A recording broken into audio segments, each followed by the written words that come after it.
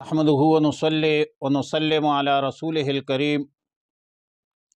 اما بعد فاعوذ باللہ من الشیطان الرجیم بسم اللہ الرحمن الرحیم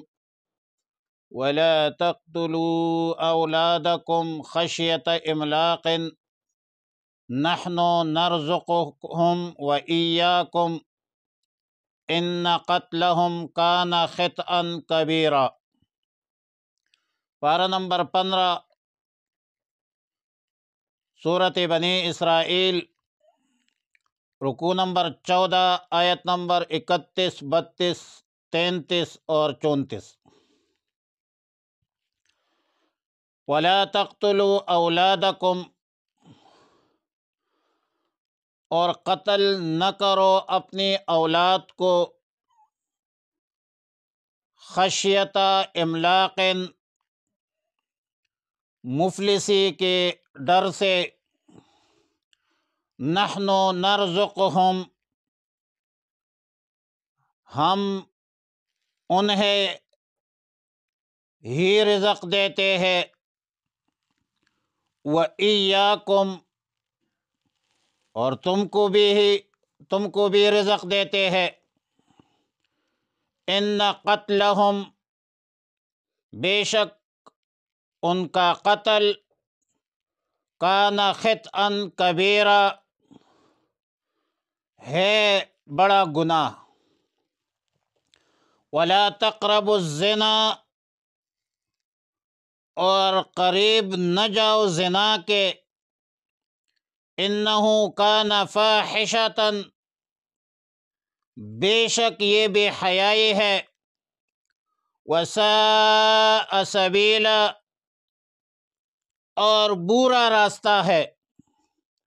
ولا تقتلوا النفس التي حرم الله الا بالحق، ولا تقتلوا النفس، اور قتل نہ کرو اس جان کو، التي حرم اللہ، جسے حرام کیا ہے اللہ نے، الا بالحق، مگر حق کے ساتھ، ومن قتل مظلوما، اور جو کوئی قتل کیا جائے ظلم کے ساتھ، فقد جعلنا لولیہ سلطانا، تو ہم نے دیا ہے اس کے وارث کو غلبہ اور اختیار، فلا یسرف فی القتل، پس حد سے نہ بڑھے قتل میں، انہ کان منصورا، بے شک وہ مدد دیا گیا ہے۔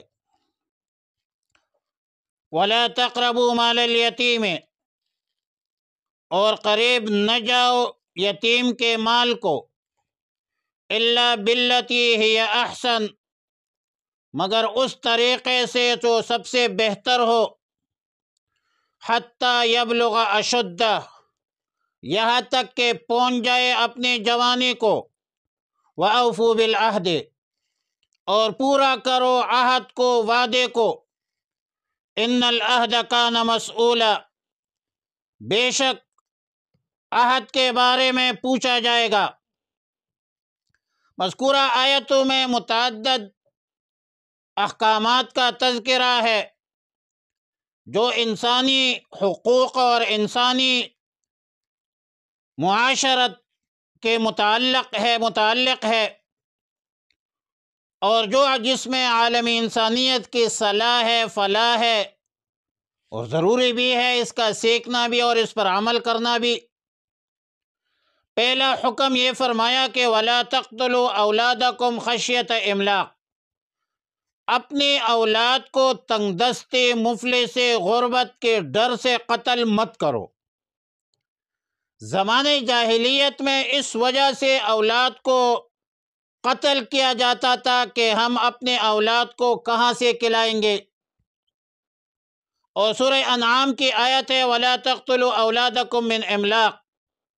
تم تنگ دستی کے ڈر سے اولاد کو قتل مت کرو۔ پھر اللہ تعالیٰ نے فرمایا ان قتلہم کان خطئا کبیرا، ان کا قتل کرنا بہت بڑا گناہ ہے، اور بدقسمتی سے پرانی جاہلیت پھر لوٹ آئی ہے، پرانی جاہلیت پھر عود کر چکی ہے، اور دنیا کثرتی آبادی کے خوف سے، ڈر سے ضبط تولید اور منصوبہ بندی کو رواج دے رہے ہیں۔ ایک خطیر رقم آج کل کی حکومتیں ضبط تولید پر، برتھ کنٹرول پر خرچ کر رہے ہیں لمبی بڑی رقمیں، جو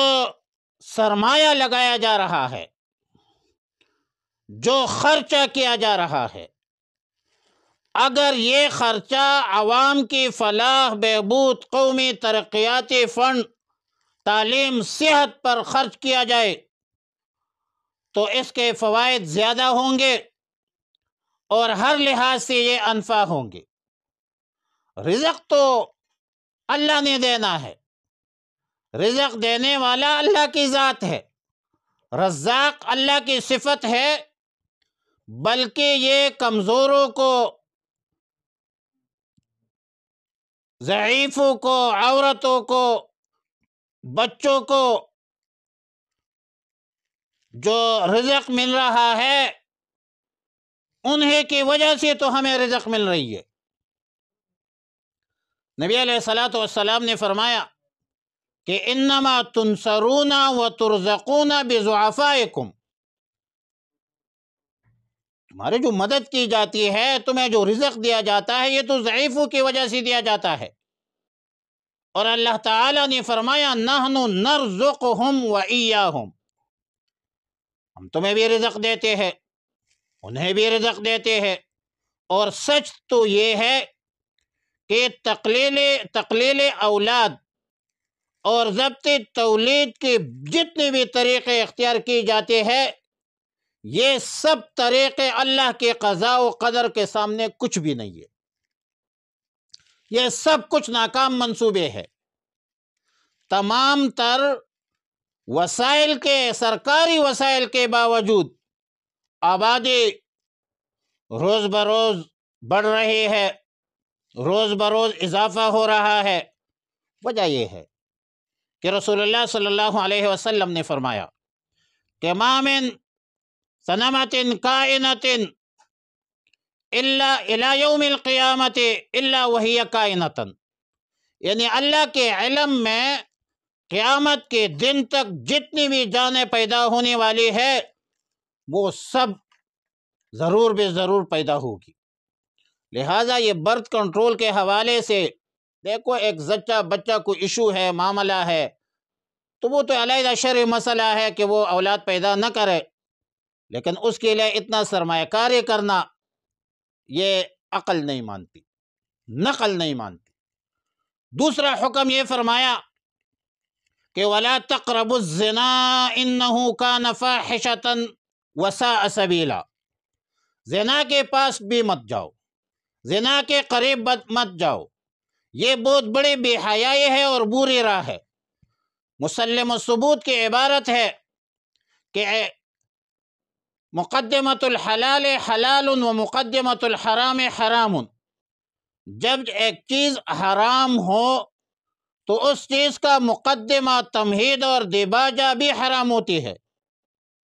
زنا کا مقدمہ، تمہید اور دیباجہ اور دواعی بھی حرام ہے۔ لہٰذا ہر قسم کی بے حیائی جو ہے اس کی ممانعت کا تذکرہ ہے، کیونکہ اگر بے حیائی جو ہے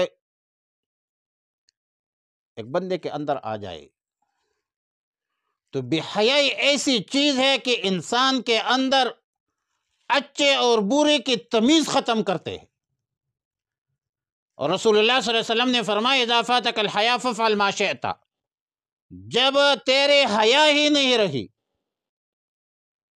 جب تمہارے اندر حیا ختم ہو گئی، تو پھر کسی برائی سے رکاوٹ کا کوئی پردہ باقی نہیں رہا۔ جو چاہو کر لو۔ اور ظاہر ہے کہ حیا ایمان کا شعبہ ہے، الحیاء شعبۃ من الایمان، اور حیا آنکھوں میں ہوتی ہے۔ بد نظری زنا کے ذرائع ہے، اسباب ہے، وجوہات ہے، اور اس وجہ سے مردوں کو، عورتوں کو، دونوں طبقوں کو حکم دیا کہ نظر نیچے رکھو۔ قل للمؤمنین یغضوا من ابصارہم قل للمؤمنات یغضضن من ابصارہن، اور حدیث میں ہے العینان تزنیان زناہما النظر، آنکھیں بھی زنا کرتی ہے جس کی زنا نظر ہے۔ رسول اللہ صلی اللہ علیہ وسلم نے فرمایا جس قوم میں زنا پھیل جائے تو اس پر قحط بیچ کر ان کی گرفت کی جائے گی، اور رشوت جو ہے یہ عام ہو جائے تو پھر اس قوم کے روب ختم ہو جاتے ہیں، پھر وہ دشمنوں سے ڈرتے ہیں۔ تو زنا ایسی چیز ہے جو قحط کی سبب ہے، اور رشوت جو ہے یہ بزدلی کی سبب ہے۔ تیسرا حکم یہ فرمایا کہ وَلَا تَقْتُلُوا النَّفْسَ الَّتِي حَرَّمَ اللَّهُ إِلَّا بِالْحَقِّ، جس نفس کا قتل شریعت مطہرہ میں حلال نہیں ہے ان کا قتل کرنا گناہ کبیرہ ہے، اور حلال صورت ہے تو قصاص ہے، ارتداد ہے، جیسا کہ سورہ بقرہ میں ہے یا ایھا الذین آمنوا کتب علیکم القصاص فی القتلى الحر بالحر والعبد بالعبد والانثى بالانثى، اور آیت مذکورہ میں فرمایا کہ ومن قتل مظلوما فقد جعلنا لولیہ سلطانا فلا یسرف فی القتل، جو شخص ظلماً قتل کیا گیا ہو اس کے ولی کو ہم نے تو اختیار دے رکھا ہے، شرع احکام کے مطابق ان کو اختیارات دیا گیا ہے کہ وہ شرع اصولوں کے مطابق، قانون قاعدہ اور ضابطہ کے مطابق اس بات ثبوت کرے، شواہد پیش کرے، شہادت پیش کرے، اور انہی حدود میں رہے جو شریعت نے حدود مقرر کی ہے، حدود سے تجاوز نہ کرے۔ مثلا قتل خطا ہے، ایک بندہ غلطی سے قتل ہوا، اب اس کا شرع حکم تو قصاص نہیں ہے، قصاص تو صرف، پھر اگر قصاص قتل عمد میں ہے تو صرف قاتل کو قصاص کیا جاتا ہے، اس کی بیوی، بچوں کو، بہنوں کو، بھائیوں کو، باپ کو آپ کچھ نہیں کہہ سکتے، نہ قانون اور نہ شریعت۔ لیکن اور پھر قاتل کا اگر قصاص ہے تو قاتل کا مسئلہ نہیں کرنا ہے، آپ نے اس کے آنکھیں نہیں نکالنی ہے، اس کے ناک نہیں نکالنی ہے، اس کے کان نہیں کاٹنے ہیں، یہ تجاوز ہے، یہ انصاف کا تقاضا نہیں ہے۔ انہ کان منصورا کا مطلب یہ ہے کہ اگر ولی شرعی حدود کے مطابق، شرعی حدود میں رہتے ہوئے قصاص لے گا تو اللہ کی طرف سے اس کی مدد کی جائے گی، اہل ایمان بھی مدد کریں گے، ارباب اقتدار بھی کریں گے، قصاص لینے میں مدد دیں گے۔ لیکن اگر مقتول کے ولی حدود سے تجاوز کریں گے تو پھر یہ ظلم ہوگا، شرعی طور پر، قانونی طور پر اس کا قاتل جو ہے اس کی ولی کا پھر مواخذہ ہونا چاہیے کہ اس نے شرعی حدود سے کیوں تجاوز کی ہے۔ چوتھا حکم یہ فرمایا کہ وَلَا تَقْرَبُوا مَالَ الْيَتِيمِ إِلَّا بِالَّتِي هِيَ أَحْسَنُ، یتیم کے مال کے پاس مت جاؤ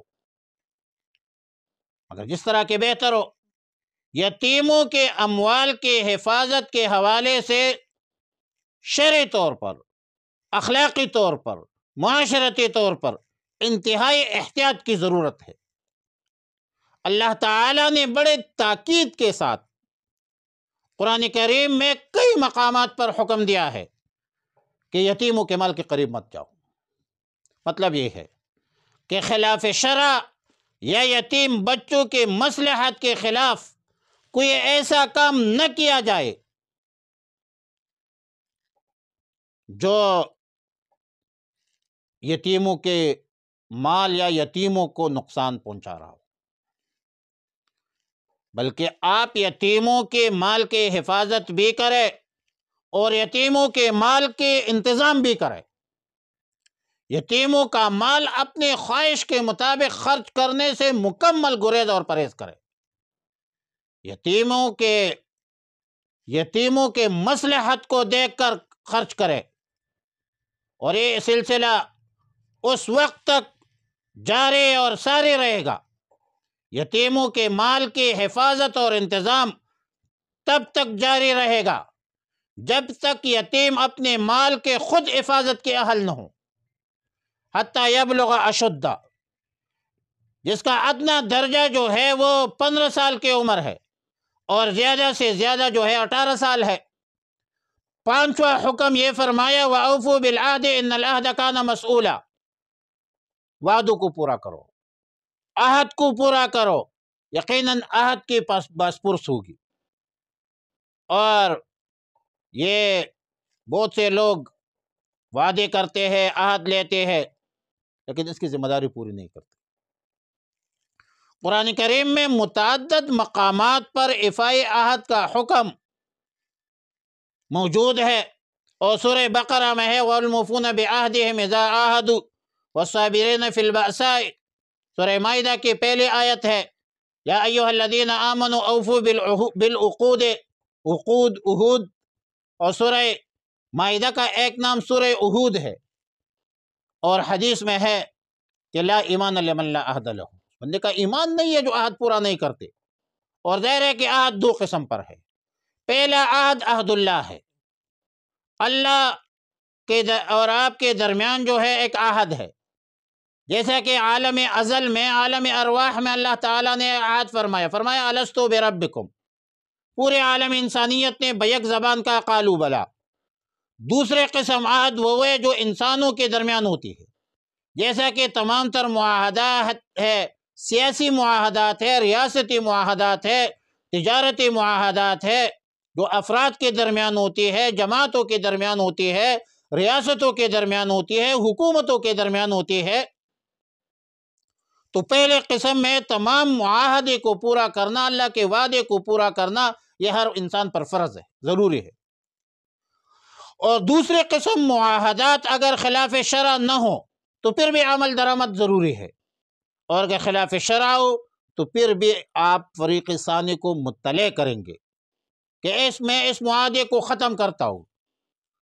وجہ یہ ہے کہ یہ شریعت مطہرہ کے مخالف ہے، شریعت مطہرہ کے خلاف ورزی ہے۔ اور آیات کے آخر میں فرمایا ان العہد کان مسئولا، یقیناً قیامت میں جیسا کہ دیگر فرائض اور واجبات کے حوالے سے بازپرس ہوگی، عہد کے بارے میں بھی سوال ہوگا، پوچھا جائے گا۔ لہذا وعدے کو پورا کرنا، عہد کو پورنا اسلام کی زیرین اور ضروری تعلیمات میں سے ہے، اور ہر مسلمان پر لازم ہے کہ عہد کو، وعدے کو پورا کر لیا کرے۔ وآخر دعوانا الحمدللہ رب العالمین۔